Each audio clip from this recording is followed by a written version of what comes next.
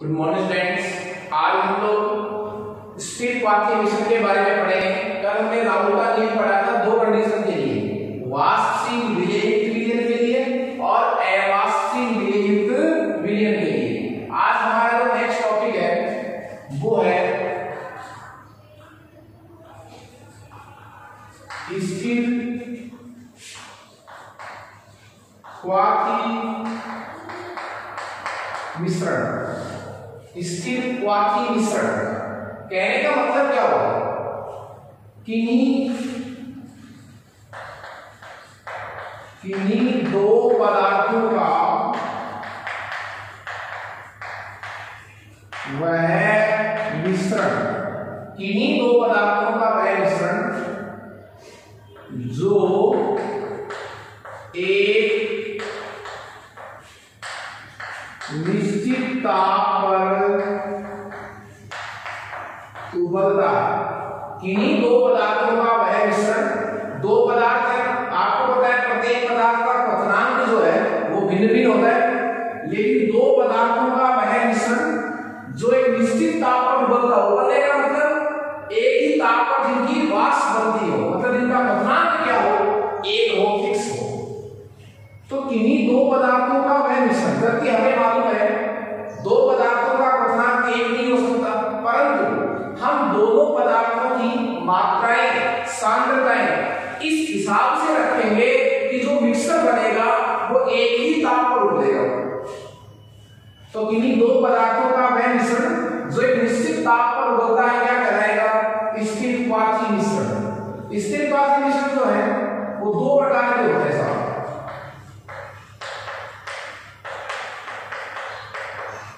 दो प्रकार के होते हैं। फर्स्ट इसमें कंडीशन है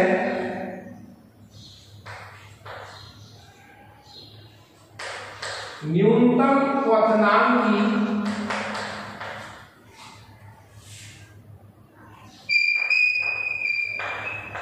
अधिकतम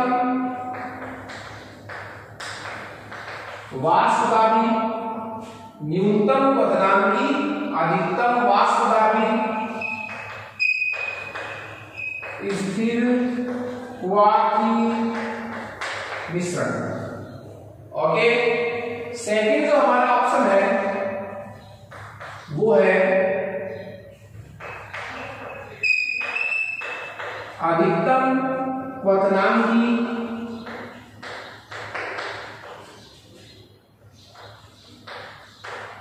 न्यूनतम वाष्प दाबी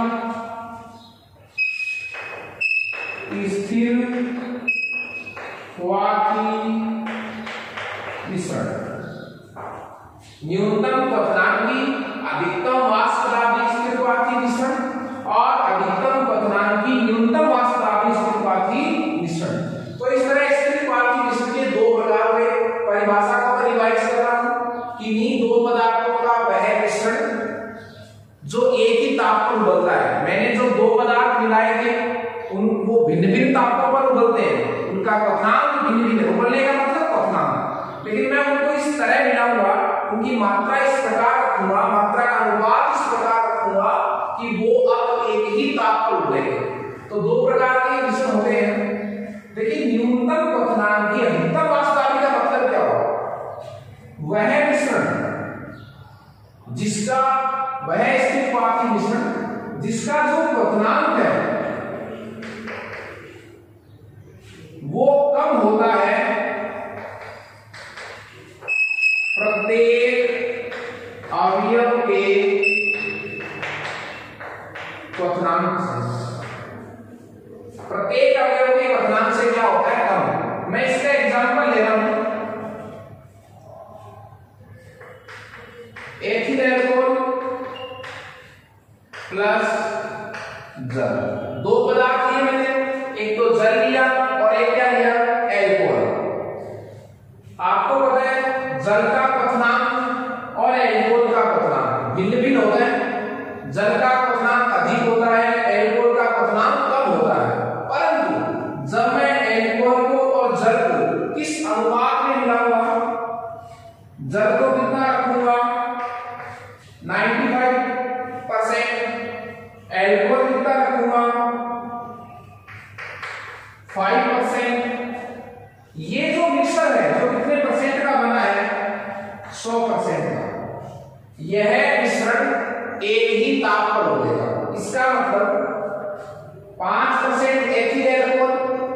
95% जल का मिश्रण जो है वो एक क्या है, स्थिर क्वाथी मिश्रण।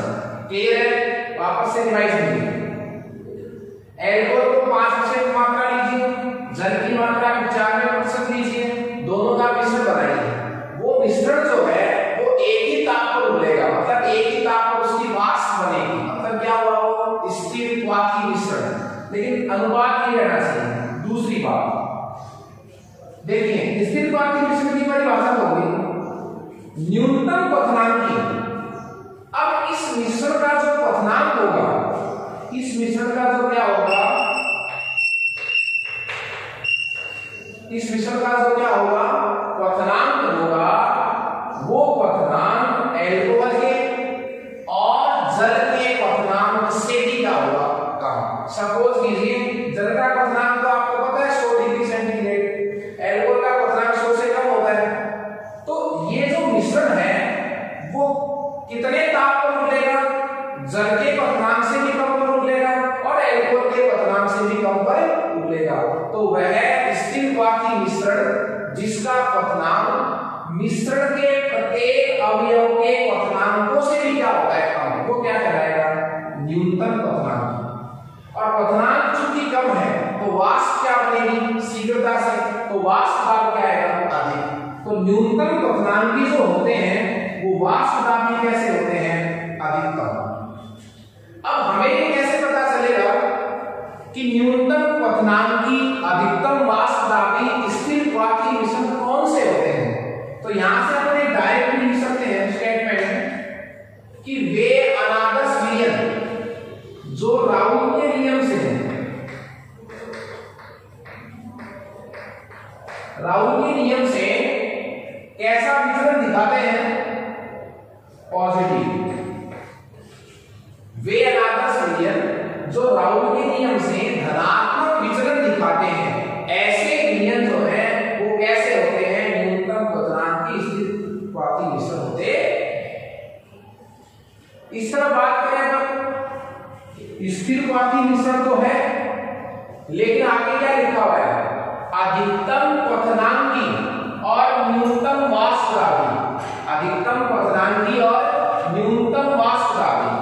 तो कहने का मतलब क्या होगा, स्थिर क्वाथी मिश्रण तो होगा नहीं, लेकिन इस प्रकार के स्थिर क्वाथी मिश्रण का क्वथनांक मिश्रण के प्रत्येक अवयव के क्वथनांक से भी क्या होगा अधिक। टोटल से नहीं होगा साहब, टोटल से अधिक नहीं।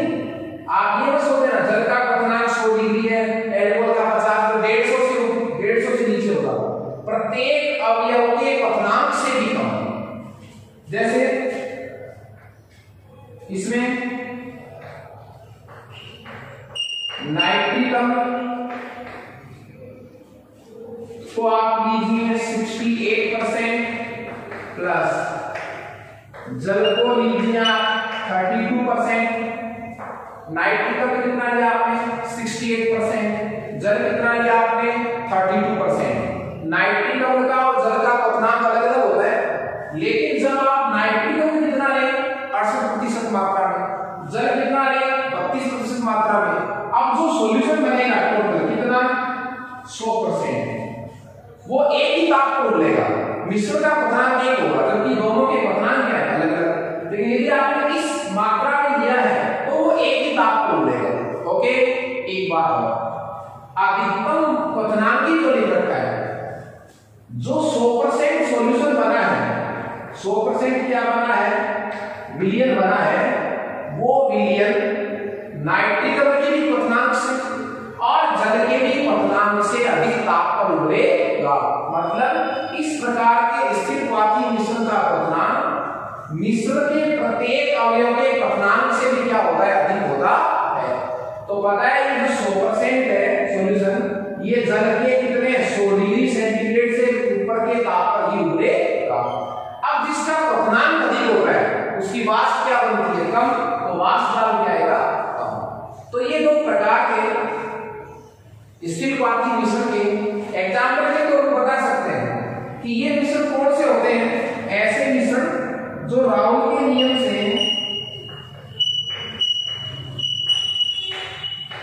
क्या दिखाएं, ऋणात्मक विचलन दिखाते हैं। वो क्या कहलाते हैं बताइए?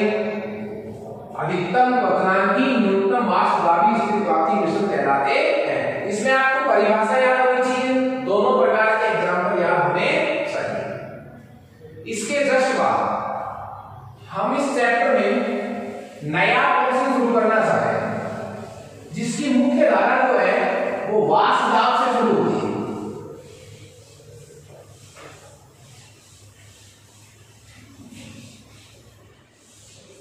देखिए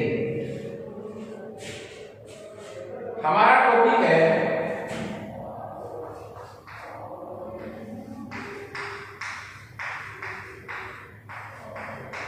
अणु संख्या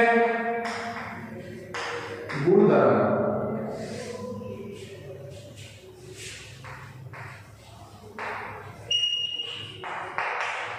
कॉलिगेटिव प्रॉपर्टीज। कॉलिगेटिव प्रॉपर्टीज अणु संख्या गुणधर्म। देखिए ये गुणधर्म किसके हैं? ये है विलियन के गुणधर्म।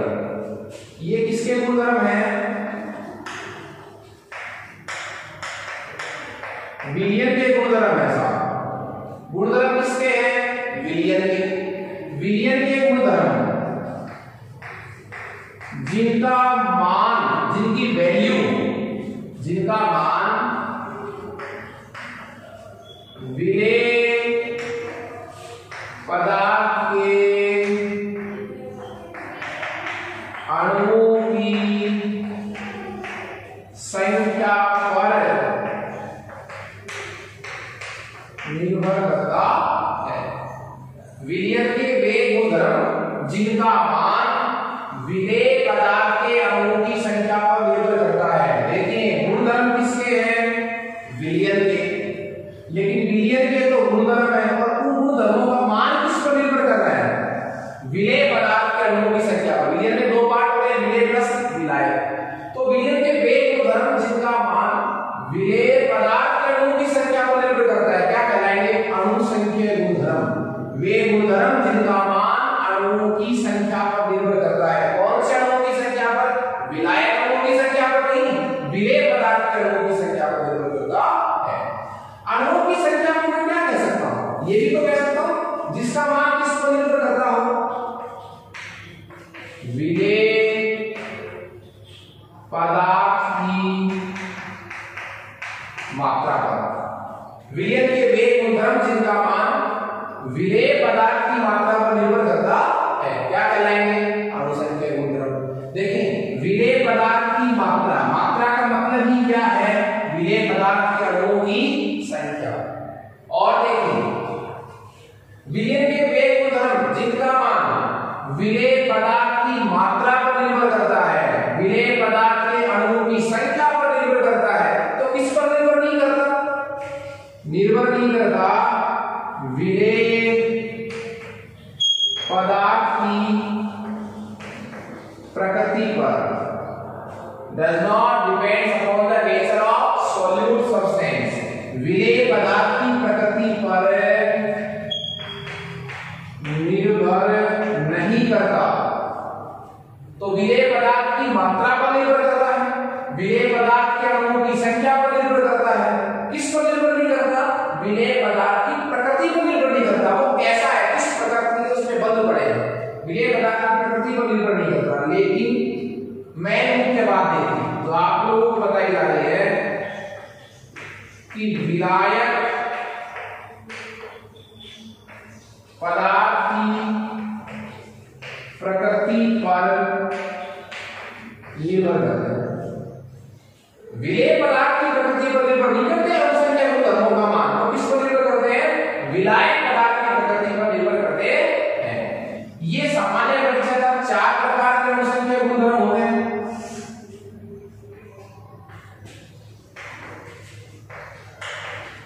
वाष्प दाब में आपेक्षिक अवनमन। अवनमन का मतलब होता है कमी।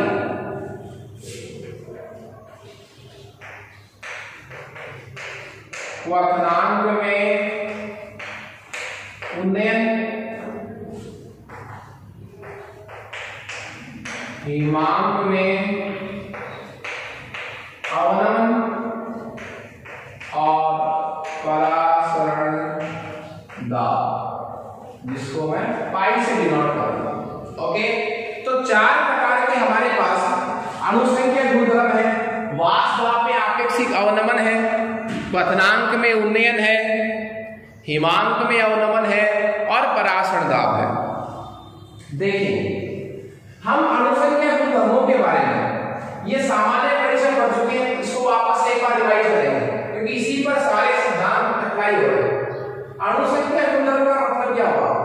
विलयन के वे गुणधर्म जिनका मान विलेय पदार्थ के अणुओं की संख्या पर निर्भर करता है। मतलब किस पर निर्भर करता है? विलेय पदार्थ की मात्रा पर। एक ही बात है, लेकिन विलेय पदार्थ की प्रकृति पर निर्भर नहीं करता। तो किस पर निर्भर करता है? विलायक पदार्थ की प्रकृति पर निर्भर करता है। अणुसंख्या गुणधर्मों के ये 4 प्रकार हैं। अणुसंख्या गुणधर्मों के 4 क्या हैं? प्रकार। क्या क्या है? वाष्प दाब में आपेक्षिक अवनमन, क्वथनांक में उन्नयन, हिमांक में अवनमन और परासरण दाब। किसके परासरण दाब, किसका हिमांक, किसका क्वथनांक और किसका वाष्प दाब, ये 4 बातें जो हैं वो किस पर अप्लाई हो रही है? विलयन के लिए। विलयन के लिए किसके सापेक्ष, किसके रेस्पेक्ट में? शुद्ध विलायक के रेस्पेक्ट में। कंपेयर किससे कर रहे हैं अपन? तुलना किससे कर रहे हैं? तुलना कर रहे हैं अपने शुद्ध विलायक से, शुद्ध विलायक से। अब देखिए, थोड़ा सा इसमें अपन समझेंगे। 4 प्रकार के मैंने आपको गुणधर्म बताए, थोड़ा सा इसका मतलब समझेंगे कि क्या है। ये 4 गुणधर्म जो हमने पढ़े हैं ये कब अप्लाई होंगे? ये जो अणुसंख्या गुणधर्म है वो कौन से प्रकार के विलयन के लिए अप्लाई हो रहे हैं? तो आपको पता है ये जो गुणधर्म है 4 जो अणुसंख्या गुणधर्म है वो हम ठोस द्रव प्रकार के विलयन पर प्रभावी। 2 प्रकार के विलयन, हमने 2 प्रकार के सॉल्यूशन पढ़े थे। कुछ द्रव भी हो सकते हैं, ठोस द्रव भी हो सकते हैं, ठोस भी पॉसिबल है।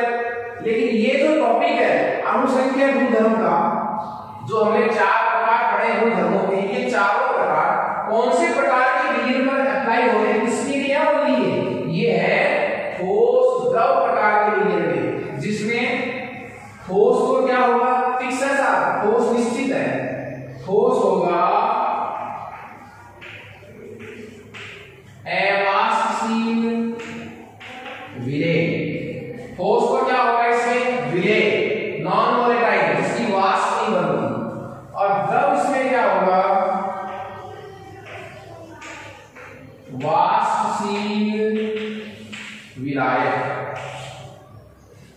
तो ये गुणधर्म ठोस द्रव प्रकार के विलयन पर लागू होते हैं, जिसमें ठोस को क्या होगा? विलेय, विलायक कैसा होगा? द्रव।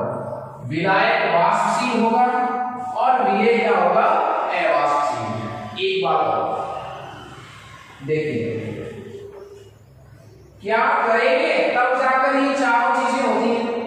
क्या होगा जब विलयन का क्वथनांक बढ़ जाएगा, उन्नयन का मतलब बढ़ जाएगा। क्या करेंगे जब विलयन का हिमांक कम हो जाएगा? क्या करेंगे जब वाष्प दाब में कमी आएगी? तो ये सारी चीजें, ये चारों गुणधर्म जो है वो कब अप्लाई हो रहे हैं? इसकी कंडीशन क्या है, स्थिति क्या है? स्थिति ये है जब हम अवाष्पशील विलेय में विलेय को किसमें मिलाते हैं? वाष्पशील विलायक में मिलाते हैं। और जब क्या बनाते हैं? विलयन। तब ये बातें अप्लाई होती है। मेरी बात समझ रहे हैं आप लोग? हमने अणुसंख्या के ध्रुवों को पढ़ लिया, जितना मान अणुओं की संख्या पर निर्भर करता है। अणुओं की संख्या किसकी, विलायक या विलेय की, विलेय के अणुओं की संख्या पर। अणुओं की संख्या का मतलब क्या हुआ, मात्रा पर निर्भर करते हैं, मतलब किस पर निर्भर नहीं करते, विलेय पदार्थ की प्रकृति पर निर्भर करते हैं, लेकिन किस पर निर्भर करते हैं, विलायक की प्रकृति पर निर्भर करते हैं। दूसरी बात, ये कौन से प्रकार के विलेयों के गुणधर्म है, ये है ठोस द्रव प्रकार के विलेयों, जिसमें ठोस तो क्या होगा, विलेय, द्रव क्या होगा, विलायक। विलेय अवाष्पशील होगा और विलायक क्या होगा, वाष्पशील। ये चारों जो गुणधर्म है, ये चारों गुणधर्म में वाष्प दाब में कमी, क्वथनांक का बढ़ना, हिमांक का कम होना, पराश्रय दाब, ये चारों चीजें कब होंगी, कब क्वथनांक बढ़ेगा, क्या होगा जब हिमांक में कमी होगी। तो ये है वो क्रिया कि जब अवाष्पशील विलेय में ऐसा विलेय पदार्थ जिसकी वाष्प नहीं बनती, उसको जब हम ऐसे विलायक में डालते हैं जिसकी क्या बनती है, वाष्प, तो बनने वाले विलयन में का वाष्प दाब कम हो जाता है, क्वथनांक बढ़ जाता है, हिमांक कम हो जाता है। ओके, इन चारों गुणधर्मों की सहायता से, महत्व क्या है, अणुसंख्या गुणधर्मों का महत्व क्या है, इन चारों गुणधर्मों की सहायता से हम, इसका उपयोग क्या है, उपयोग ये है कि हम कर क्या सकते हैं, इन चारों गुणधर्मों की सहायता से हम विलेय के मोलर द्रव्यमान की गणना कर सकते हैं। मोलर द्रव्यमान का मतलब क्या हुआ, अणुभार।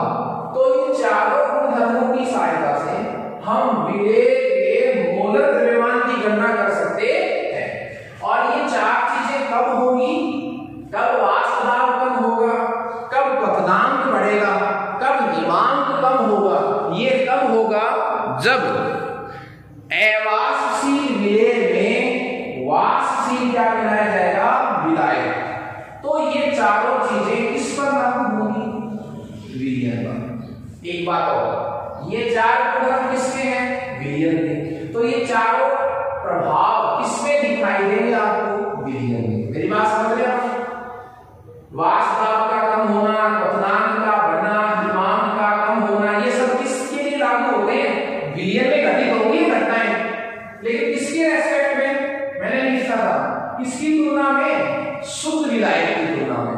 मतलब विलयन का वाष्प दाब कम हो जाएगा, किससे कम हो जाएगा, शुद्ध विलायक से। विलयन का क्वथनांक बढ़ जाएगा, किससे बढ़ जाएगा, किसकी तुलना में बढ़ जाएगा, बोलिए, विलायक की तुलना में।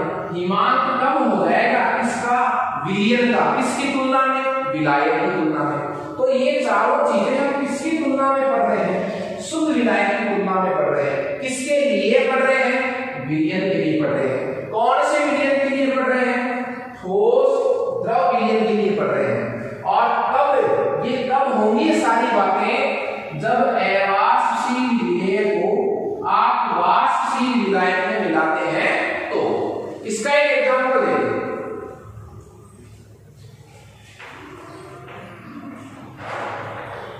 एग्जांपल देखिए, अवाष्पशील विलेय। तो आप अवाष्पशील विलेय की जगह सुक्रोज लीजिए, सुक्रोज, जिसको मैं साधारण भाषा में क्या कह सकता हूं, चीनी कह सकता हूं। चीनी विलेय का काम करेगी, कैसा है, नॉन वोलेटाइल, अवाष्पशील। जब आप चीनी को इसमें मिलाएंगे जल में, जल यहां पर क्या किया मैंने, वाष्पशील विलायक, वाष्पशील विलायक लिए। तो जब आप अवाष्पशील विलेय, वो तो कौन हो गया, चीनी, वाष्पशील विलायक कौन हो गया, जल, मिलाएंगे और जो विलयन बनेगा, जो क्या बनेगा, विलयन, उस विलयन का वाष्प दाब कम होगा, क्वथनांक बढ़ेगा, हिमांक कम होगा। सपोज कीजिए जल का क्वथनांक कितना होता है, 100 डिग्री सेंटीग्रेड। जल का कितना क्वथनांक होता है, 100 डिग्री सेंटीग्रेड। आपने जल में चीनी मिलाई, चीनी क्या है, अवाष्पशील विलेय, जिसकी वाष्प नहीं बनती। तो अब बताइए मुझे, जब